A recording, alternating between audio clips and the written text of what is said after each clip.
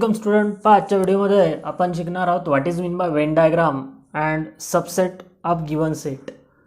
Subset म्हणजे उपसंच. दिलेल्या सेटचा किंवा संचाचा उपसंच कशाला म्हणतात. अगोदर what is mean by Venn diagram. तर John Venn was a name of scientist who firstly used various close figure for representation of sets, and such close figures are called as Venn diagram. British logician, logic एक मॅथचा part आहे जो John when या सायंटिस्टने मॅथमॅटिशियनने introduce केलेला आहे. आणि याच सायंटिस्टने when डायग्रामचा use केला होता सेटच्या ज्या वेगवेगळ्या क्रिया म्हणजे ऑपरेशन्स ऑन सेट्स आहेत ते एकदम सिम्पलरित्या एक्सप्लेन करण्यासाठी. पहा काय व्हेन डायग्राम कशाला म्हणता येईल. मग close figures use to represent sets. Close figure use to represent sets are called Venn diagram. Probability, logic आणि सेट थेरी इंटरकनेक्टेड आहे आणि यांच्या डिस्कवरीजमध्ये जॉन वेन या सायंटिस्टचं जे कंट्रीब्युशन आहे खूप महत्त्वाचं आहे. He also right a famous book called logic of chance. त्या बुकमध्ये सुद्धा व्हेन डायग्राम इन्क्लूड केलेले आहेत. मग कोणत्या प्रकारच्या close figure. Geometrical close figure. Geometrical close figure कोणत्या आहेत. ट्रायंगल आहे, क्वाड्रिलॅटरल आहे, सर्कल आहे, इरेग्युलर फिगर आहेत, हेक्सागॉन आहे, हेप्टागॉन आहे. कोणत्याही क्लोज फिगर तुम्ही यूज करू शकता सेट रिप्रेझेंट करण्यासाठी. Rectangle, square etcetera. आणि इरेग्युलर फिगरसुद्धा ज्या इरेग्युलर शेपच्या आहेत त्यासुद्धा यूज करू शकता. फॉर एक्झाम्पल काही सेट घेतो मी. For example A is a set containing element 1 2 3 4. तर हा सेट जर व्हेन डायग्रामनं दाखवायचा तर कोणत्या प्रकारची व्हेन डायग्राम काढू शकता. जसं ट्रायंगल काढला मी. आता क्लोज फिगरमध्ये याच्या ज्या क्लोज बाउंड्रीज आहेत ह्या सेटच्या बाउंड्रीज कन्सिडर केल्या जातात आणि या क्लोज फिगरचा जो आतला भाग आहे तो सेटचा इंटेरियर पार्ट. यामध्ये सेटचे एलिमेंट दाखवले जातात आणि पॉईंटनं रिप्रेझेंट केले जातात. जसं या सेटमध्ये 4 एलिमेंट आहे 1 2 3 4. 4 नंबर्स 1 पॉईंट दाखवून 2 3 आणि 4. तर हा आहे सेट ए. और set B A B C D E F हा रिप्रेझेंट करण्यासाठी मी रेक्टँगलचा यूज करतो. A B C D E F हे 6 एलिमेंट आहे यात आणि कोपऱ्यावर कॅपिटलमध्ये बी लिहिलं म्हणजेच या सेटचं नाव आहे बी. ही झाली व्हेन डायग्राम. फक्त ट्रायंगल किंवा रेक्टँगलच नाही, सर्कल किंवा इलिप्स, अंडाकृती किंवा कोणतं इरेग्युलर फिगरसुद्धा तुम्ही यूज करू शकता. जसं एक इरेग्युलर फिगरचं एक्झाम्पल घेतो मी. जसं C is a set of all X such that X is a natural number and natural number less than 10. 10पेक्षा लहान नॅचरल नंबरचा सेट. तर फॉर एक्झाम्पल कोणत्याही टाईपची एक क्लोज फिगर काढली मी. ही इरेग्युलर फिगर आहे आणि यामध्ये फक्त ते पॉईंट यातले एलिमेंट्स दाखवायचे. मग 10पेक्षा लहान नॅचरल नंबर्स कोणते आहेत. 1 2 3 4 5 6 7 8 आणि 9. दिस इज सेट सी. हा आहे सेट सी. ते याला म्हणतात व्हेन डायग्राम. त्यानंतर पुढचा कॉन्सेप्ट आहे आपला सबसेट. Most important. सबसेटला मराठीत म्हणतात उपसंच. उप म्हणजे त्याचा सबसिक्वेंट किंवा त्याचाच डेरिव्हेटिव्ह. पहा कसं एक्सप्लेन करता येईल. इफ ए अँड बी याची डेफिनेशन पाहूया आपण अगोदर. A and B are any 2 sets. If A and B are any 2 sets and किंवा such that all elements of set B are present in set A, then B is called as subset of set A. पहा याचा अर्थ काय, आता ए आणि बी कोणतेही दोन set असतील, कोणतेही दोन set, A and B are any two sets, पण एक अट पूर्ण करत असतील की यापैकी दोन सेटपैकी एक सेट हा साहजिक एक लहान सेट असेल, तर समजा बी हा तो छोटा सेट आहे, तर या बी मधले सगळे एलिमेंट्स ऑफ सेट बी मध्ये जेवढे एलिमेंट्स आहेत ते सगळे एलिमेंट ए मध्ये सुद्धा आहेत, are present in set A. म्हणजे ए हा मोठा सेट आहे आणि ए मधले काही एलिमेंट बी मध्ये आहे, तर एचा बी हा काय झाला, सबसेट म्हणजे उपसंच. व्हेन डायग्राम किंवा मग एक्झाम्पलनं अजून चांगल्या प्रकारे समजेल. अँड सर्वात महत्त्वाची गोष्ट, याचं नोटेशन बघून घेऊ. इट इज रिटन ॲज, पहा कसं लिहिलं जाते या ठिकाणी. बी हा एचा सबसेट आहे, तर बी इज सबसेट ऑफ ए. हे जे साईन आहे थोडंसं आडवा यू आणि त्याखाली एक रेष, तर हा साईन आहे सबसेटचा, याला म्हणायचं वाचायचं सबसेट.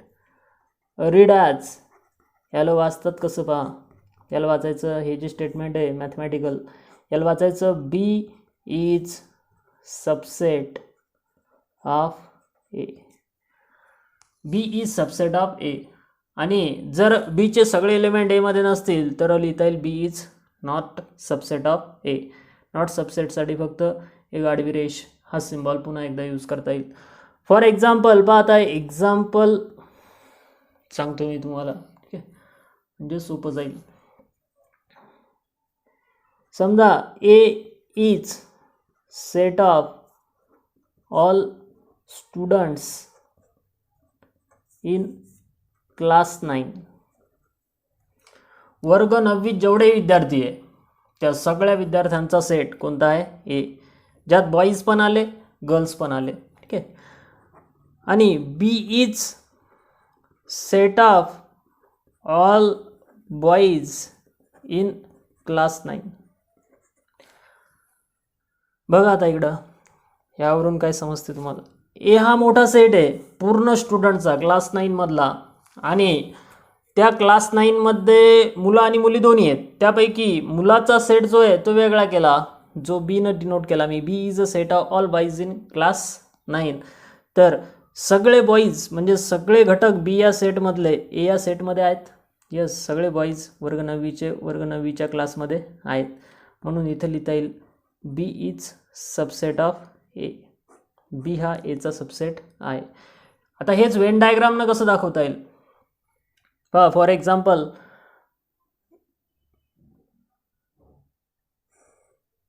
मोठा सेट मी रेक्टँगल किंवा स्क्वेअरनं दाखवतो. हा सेट ए आहे, यामध्ये वर्ग 9वीचे विद्यार्थी आहेत सर्व, ऑल स्टुडंट ऑफ क्लास 9. पण स्टुडंट म्हणजे त्यात बॉईज आणि गर्ल्ससुद्धा आलेत, तर यापैकी काही बॉईज आहेत आणि काही काय आहेत गर्ल्स, तर हा आहे बॉईजचा सेट. सगळ्या या सेट बी मधले सगळे एलिमेंट मोठ्या सेट ए मध्ये आहेत, तर याचा अर्थ बी इज सबसेट ऑफ ए. तर ही झाली वेन डायग्राम. अशा प्रकारे वेन डायग्रामने दाखवता येईल. फॉर एक्झाम्पल नंबर 2 अजून काही एक्झाम्पल लिहिता येतील. कसे पहा, let's say I is set of let's say cities in India. M is set of cities in Maharashtra.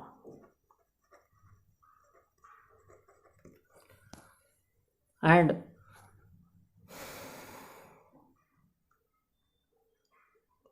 P is a set of cities in Punjab. तर या ठिकाणी पहा, भारतामध्ये जेवढे शहर आहे त्या सर्व शहरांचा सेट हा आहे. त्यानंतर महाराष्ट्रामध्ये जेवढे शहर आहेत तेवढ्या शहरांचा सेट M आहे आणि पंजाबमध्ये जेवढे शहर आहेत तेवढ्या शहरांचा सेट आहे P. म्हणजे महाराष्ट्रातल्या सर्व सिटी, म्हणजे सर्व सिटी ज्या आहेत, महाराष्ट्रातले सर्व जे शहर आहेत ते इंडियात आहेत, यस आहेत, म्हणजे M is subset of I. M is subset of I लिहिता येईल, yes.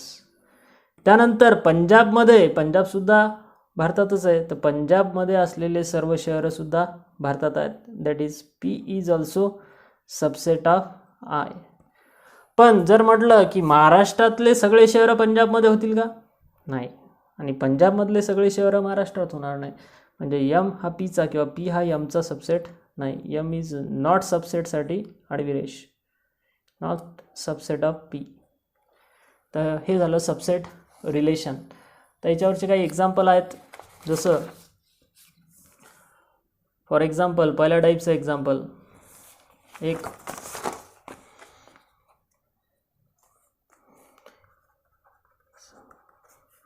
Right all subsets of set A. Set A आहे ABCD. हा ABCD जो सबसेट आहे, सॉरी सेट आहे, याचे सगळे पॉसिबल सबसेट लिहायचे. ऑल पॉसिबल, सगळे पॉसिबल सबसेट लिहायचे. तर कसे लिहिता येतात पहा आता. सबसेट्स ऑफ A, असे सर्व छोटे सेट तयार करायचे ज्यामध्ये A मध्ये असलेले सर्व एलिमेंट्स किंवा काही एलिमेंट्स असतील. ठीक आहे.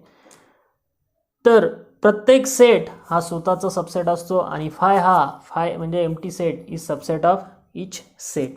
काही प्रॉपर्टीज आहेत. तर प्रत्येक सेटचा सबसेट एम्प्टी सेट तर असतोच. एम्प्टी सेट झाला एक. त्यानंतर यातला एक एक एलिमेंट घेतला तर किती सबसेट तयार होतात पहा. एक A हा एकच एलिमेंट घेतला तर हा सुद्धा सबसेट आहे याचा. हा एक सबसेट आहे, हा एक सबसेट आहे C असला, आणि D हा एलिमेंट असणारा सबसेट. एक एलिमेंट घेतला तर एकूण 4 सबसेट भेटले आपल्याला याचे, 1 2 3 4. तर 2 एलिमेंट्स घेतले तर किती सबसेट तयार होतात पहा. एक AB, एक AC, AD, त्यानंतर B आणि C एलिमेंट असणारे वा AB, AC, AD, नंतर BC, BD आणि CD अँड CD.